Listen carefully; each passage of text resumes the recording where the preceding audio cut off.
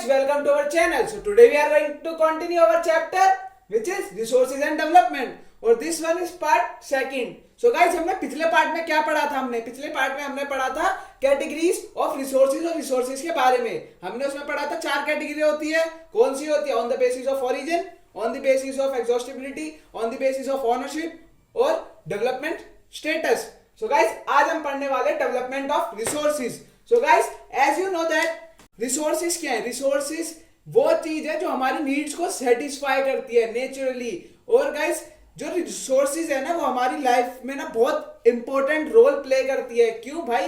क्योंकि रिसोर्सेज जो है और हमारी लाइफ को इजी बनाते हैं और हमारे को एक good quality of life maintain करने में हेल्प करते हैं. सो गाइस, आपको पता ही है कि रिसोर्सेज क्या है? फ्री गिफ्ट ऑफ नेचर है. भाई नेचर से हमें फ्री गिफ्ट मिल रहा है, हमें नेचर को कोई पे तो करना नहीं पड़ता. ठीक है, तो उससे क्या हो रहा है? जो ग्रीडी लोग हैं उसके वजह से हमारे जो रिसोर्सेज हैं वो क्या हो रहे हैं? डिप्लीकेशन हो रहा है, यानी कि कम हो रहे हैं हमारे रिसोर्सेज. क्यों? उनकी ग्रीड, उनकी लालच की वजह से. भाई अब कोई भी लालची इंसान को देख लो, वो क्या करेगा? जो उसके पास रिसोर्सेज होगा उसे कंज्यूम करेगा और अपने ही फ्रूटफुल मैनर में यूज करता जाएगा अपने लालच में उसे एक टाइम पे खत्म कर देगा.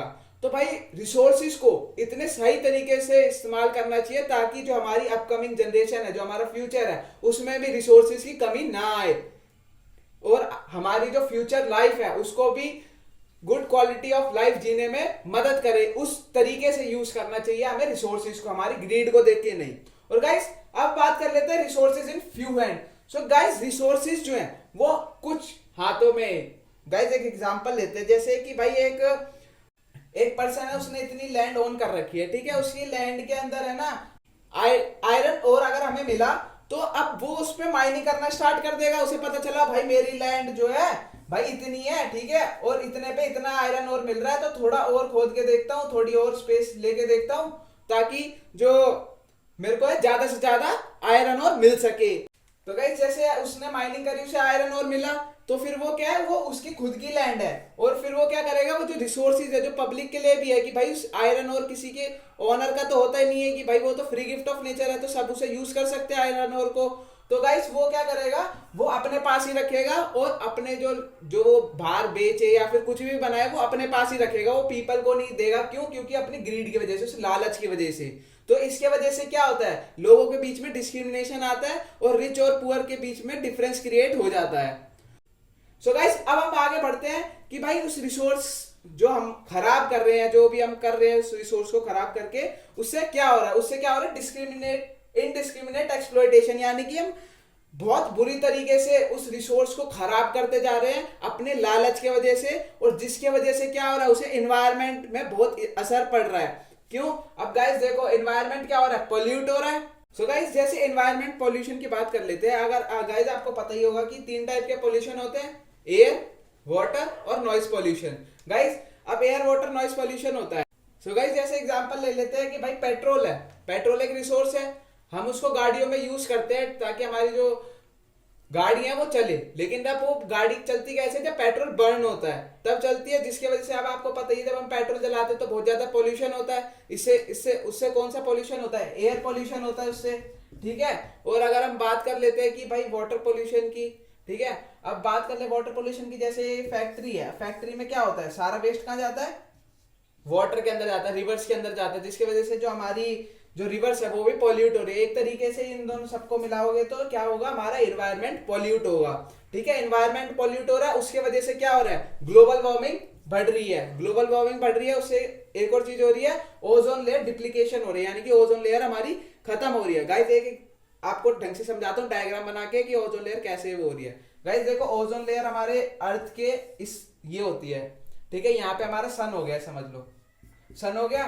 ठीक है, अब ओजोन लेयर क्या प्रोटेक्ट करती है? जो सन की जो डायरेक्ट यूवी रेज होती है, यूवी रेज यानी कि अल्ट्रावायलेट रेज जो होती है, उसे डायरेक्ट आने में अर्थ पे रोकती है. क्यों? अगर गाइस आपने अगर जैसे अर्थ पे, ये अर्थ है, ठीक है, अर्थ पे यूवी रेज आ गई डायरेक्ट, तो इससे क्या होगा? इससे ना स्किन कैंसर हो जाएगा. ये यूवी रेज होती है वो हार्मफुल होती है हमारे लिए वो स्किन कैंसर कर देती है. ठीक है, और गाइस ओजोन लेयर जो है वो उस यूवी रेस को प्रोटेक्ट करती है, यानी कि यूवी रेस को नहीं, हमारी अर्थ को प्रोटेक्ट करती है यूवी रेस को डायरेक्ट आने से.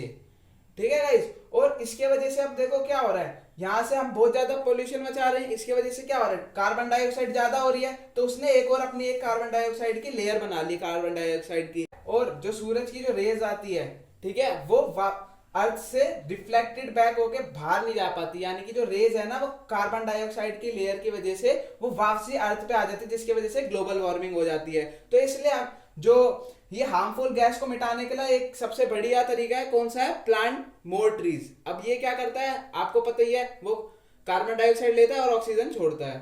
सो गाइस, जो ओजोन लेयर का फॉर्मूला क्या होता है, O3 होता है। अगर आपको ऐसे ही मोर ज्यादा साइंस के बारे में जानना है तो हमारी एक साइंस की प्लेलिस्ट है, आप उसमें कमेंट कर दीजिएगा। और गाइस, आई होप आपको समझ आ गया होगा डेवलपमेंट ऑफ रिसोर्सेज, ये सारी जो थी वो क्या थी, सारी प्रॉब्लम थी। अब हम गाइस इसको सही करने के लिए हम क्या बनाएंगे, रिसोर्सिंग प्लानिंग।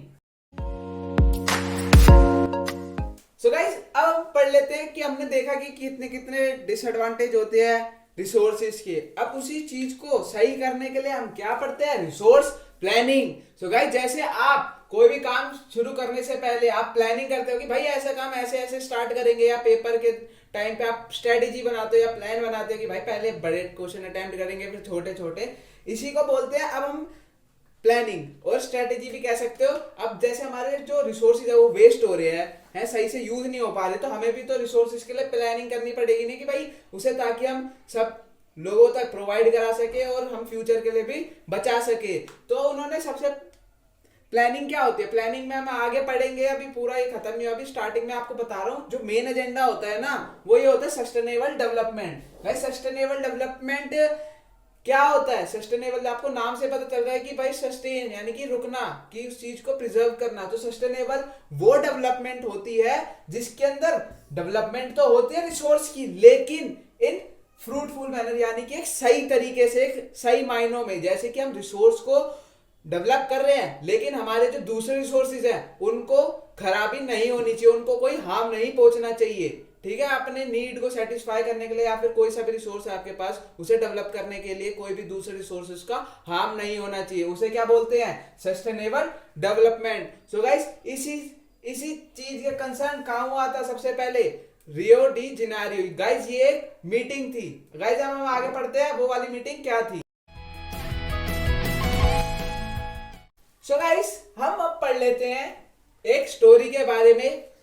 ये स्टोरी सस्टेनेबल डेवलपमेंट को लेके थी, यानी कि हमारी एक समझ लो एनवायरनमेंट को, रिसोर्सेज को प्रोटेक्ट करने के लिए एक मीटिंग हुई थी।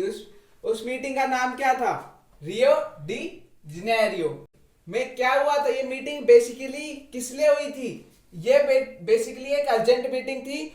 और किसके लिए थी ये, एनवायरनमेंट प्रोटेक्शन को लेकर और डिप्लीकेशन ऑफ रिसोर्सेज, जो लगातार हमारे रिसोर्सेज खत्म हो रहे थे, उस प्रॉब्लम को सॉल्व करने के लिए अर्जेंट मीटिंग बिठाई गई थी। इस मीटिंग के अंदर कितने लोग आए थे, यहाँ पे आए थे 100 हेड ऑफ स्टेट, यानी कि 100 स्टेट के हेड जो थे ना वो लोग आए थे। और ये कब हुई थी, जून में हुई थी, और ये कहाँ हुई थी, ब्राजील में हुई थी। सो गाइस, और इस मीटिंग के अंदर ये सारी मीटिंग तो हो रही थी, लेकिन जो डिसीजन क्या निकला, उन्होंने क्या बनाया था, एजेंडा 21 उन्होंने बनाया था। और एजेंडा 21 में क्या बोला था उन्होंने, ये बोला था कि सस्टेनेबल डेवलपमेंट के बारे में, कि सस्टेनेबल डेवलपमेंट होना चाहिए। और गाइस, और उन्होंने सारे जो स्टेट्स के हेड आए थे, उन्होंने ये भी बोला था कि एजेंडा 21 क्या होना चाहिए, सारे स्टेट का खुद का अपना अपना होना चाहिए, ताकि जो रिसोर्सेज हैं वो बचे रहे। सो गाइस, हम अगले पार्ट में पढ़ेंगे resource planning in India. So guys, I hope you like our video.